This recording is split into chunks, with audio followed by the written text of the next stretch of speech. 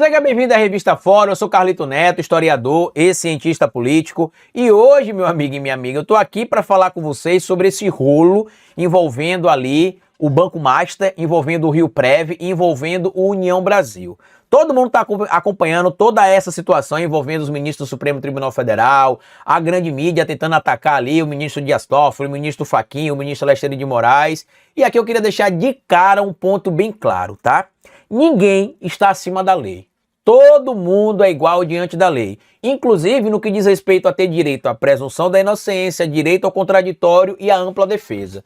Várias dessas situações que envolvem ministros do Supremo Tribunal Federal podem até ser imorais do ponto de vista social e ético, mas não são ilegais. E eu tenho reprovabilidade em alguma dessas condutas? Tenho.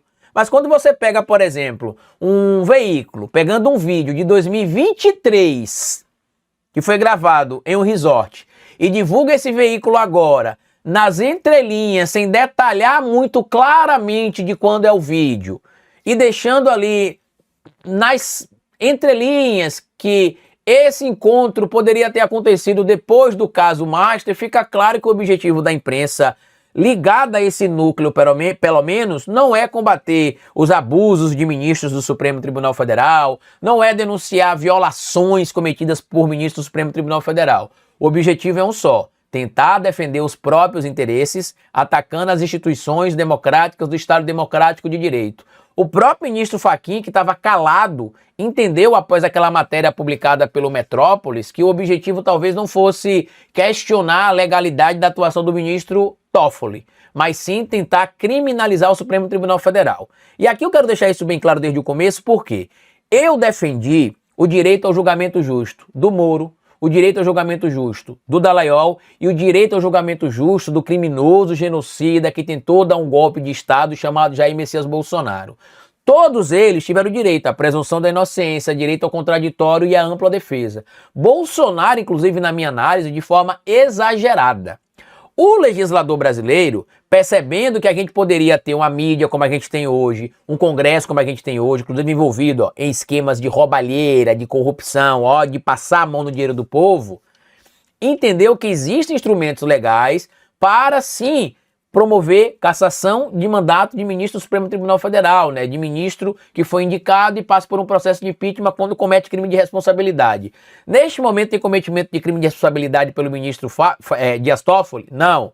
Tem crime de responsabilidade cometido pelo ministro Alexandre de Moraes? Não. Tem crime de responsabilidade cometido pelo ministro Flávio Dino? Não. Pelo ministro Fachin? Não. Pelo ministro Gilmar Mendes? Não. Pelo ministro Zanin? Também não. Mas com frequência se tenta ali associar Dino, Zanin, Alexandre de Moraes e Toffoli em esquemas para poder tentar atacar o Estado Democrático de Direito. Por quê? Toffoli foi indicação do Partido dos Trabalhadores, Dino também, Zanin também.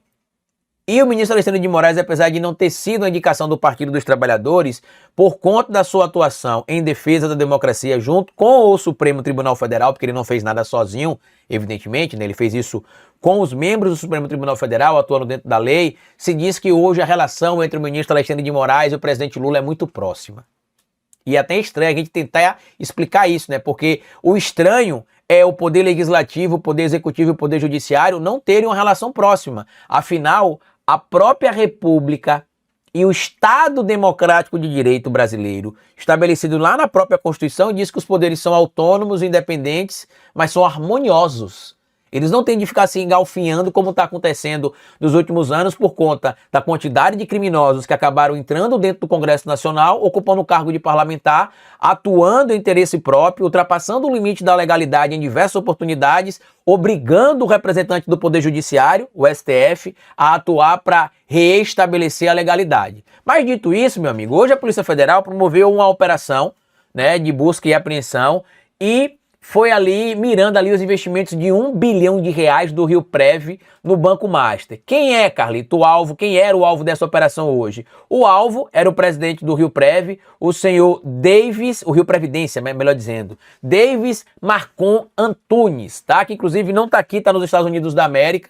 Outras pessoas também foram alvo, e o que me chama a atenção é que neste caso especificamente envolvendo os gastos com o Banco Master, o Antony Garotinho já tinha revelado no depoimento que ele prestou para a CPI do crime organizado no mês passado, que a cúpula do Rio-Prev tinha sido indicada por Antônio Carlos Rueda e André Moura. Para quem não sabe quem é André Moura, ele foi secretário do governo do Cláudio Castro, é secretário, na verdade, do Cláudio Castro, foi secretário do governo do Witzel, era aliado do Eduardo Cunha, aliado do pastor Everaldo, aliado do Michel Temer, inclusive durante o golpe contra Dilma Rousseff, ele liderou o governo Temer ali, gastou o dinheiro que tinha que não tinha aqui em Sergipe para se eleger em 2018 senador e não conseguiu. Agora ele se lançou de novo pré-candidato ao Senado aqui, na chapa com o senador Alessandro Vieira, que inclusive criticava ele e chamava ele de criminoso, mas tá todo mundo tranquilinho na mesma chapa. Deixa eu até mostrar a foto aqui, ó.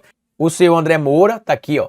O senhor André Moura, ao lado aqui do governador Fábio Tidieri, que inclusive declarou essa semana apoio ao presidente Lula, mesmo que Ratinho Júnior seja candidato, ele é governador do PSD, e Alessandro Vieira, né, que inclusive estão se atacando. Ele diz que não vota nele, ele diz que não vota nele. Mas no depoimento prestado por Garotinho, se eu não me engano, deixa eu ver aqui se é esse vídeo aqui, ó. Em depoimento prestado por Garotinho na CPI do crime organizado, tá aqui, ó.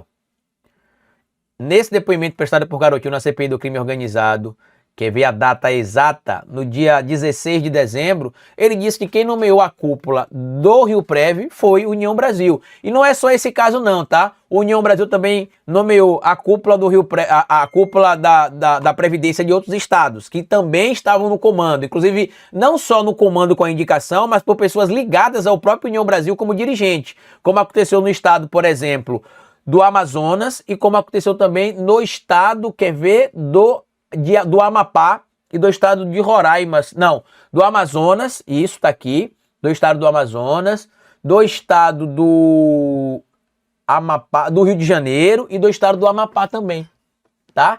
Todos esses institutos ligados ali à União Brasil, tá? À União Brasil. Olha que ironia, né, entre aspas. E desses estados todos, Carlito, qual que mais gastou dinheiro? O Rio de Janeiro gastou quase R$1 bilhão, quando o Tribunal de Contas já tinha recomendado para não fazer investimento, porque o Banco Master caminhava para uma falência, que é o que os dados davam a entender ali. Que ele caminhava para uma falência já. Então isso chama muita atenção.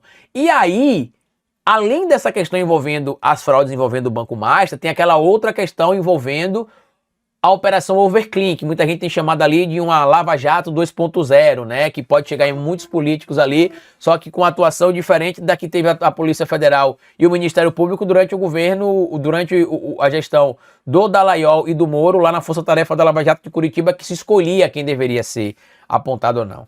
Vocês entenderam o medo do Centrão, de o presidente Lula ser reeleito de novo, e do porquê que eles estão preocupados com a atuação do ministro Flávio Dino?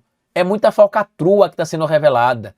Eu já falei aqui algumas vezes e vou repetir, quando eu cito o personagem do Justo Veríssimo, né, do pai do meu amigo Niso Neto, Chico Anísio, que falava, eu quero que pobre se exploda, quanto mais pobre para mim melhor, pior, né, eu quero que ele vá para casa do chapéu, que eu quero dinheiro de corrupção, um para ele e um para mim. É o personagem que virou político real. No passado ele era real, a gente já sabia, mas eles faziam questão às vezes de meio que esconder um pouco, de deixar ali uma questão meio para lá, meio para cá, né, não ficar tão evidente. Agora não, o próprio Chupetinha um tempo atrás falou, a gente quer se blindar mesmo. E aí? É assim que funciona hoje a política com este Congresso que é inimigo do povo. Comenta aqui o que você acha disso, compartilha esse vídeo, se inscreva no canal e deixa like. Grande abraço e até a nossa próxima análise aqui na segunda-feira. Bom fim de semana e tchau!